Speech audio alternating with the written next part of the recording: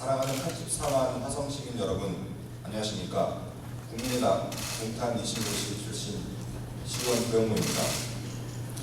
무더워지는 날씨에 끝이 보이지 않는 코로나19로 인해 얼마나 고생이 많으십니까? 안타깝게도 벤자민 프랭클린은 이런 이야기를 했습니다.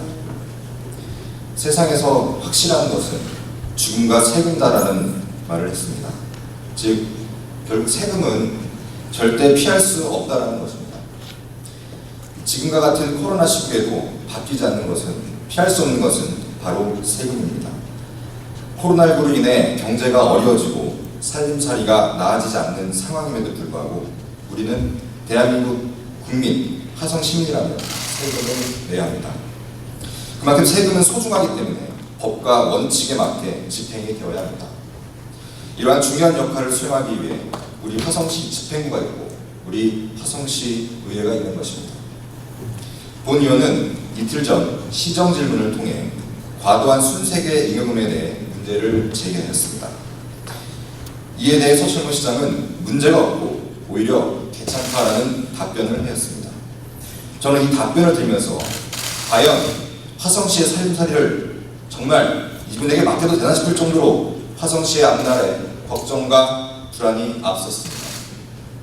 국가에서는 그동안 잉여금을 줄이기 위한 정책을 끊임없이 펼치고 있었습니다. 그 한 예로 지난 6월 9일 개정된 지방재정법에서는 현재 전국 지자체에 20조 원이 넘는 특별 회계의 잉여금을 줄이기 위해 예비비 편성의 한도를 일반 회계와 마찬가지로 1% 내로 명확하게 하는 내용이 새롭게 만들어졌습니다. 기존의 특별 회계는 예비비의 한도를 제한하는 규정이 전혀 없었습니다. 개정 취지문에는 특별회계에 예비비를 제한 없이 편성함으로써 불용액이 과다하게 발생하여 지방재정 운용의 효율성 측면에서 문제가 있다라고 명시가 되어 있습니다.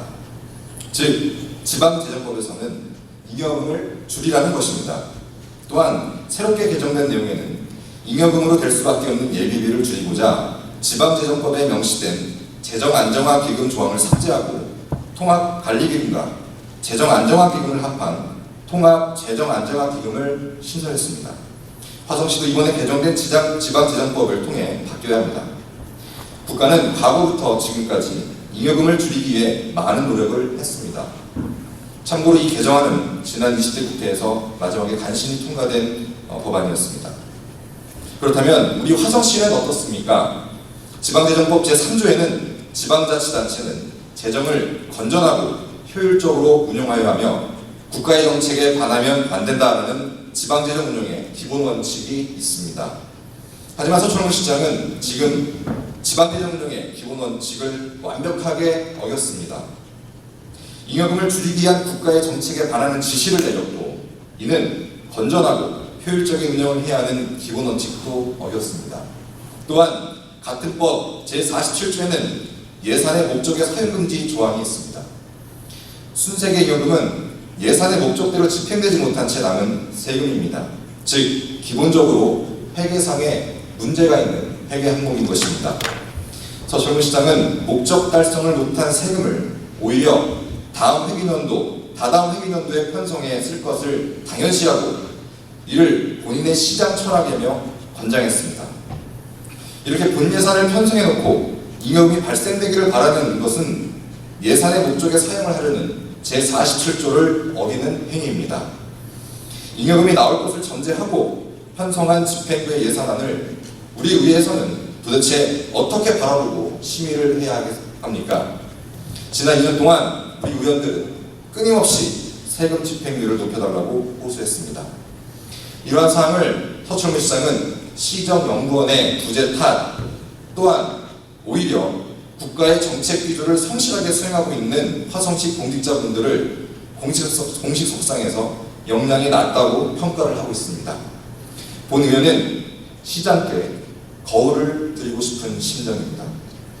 예산 편성의 총책임자인 서철모 시장은 문제에 대한 심각성은커녕 여유를 부리고 있습니다. 기본 중에 기본인 지방재정법도 무시하면서 본인의 시정 철학을 운운하는 것은 잘못된 재정 운영에 대한 책임을 회피하려는 무의미한 수사에 불과하다고 생각합니다. 이제라도 그동안의 잘못된 재정 운영을 인정하고 우리 화성시의 세금이 법과 원칙에 맞게 충실하고 효율적으로 운영될 수 있도록 앞장서 주시길 간곡하게 부탁드리겠습니다. 경청해 주셔서 감사합니다.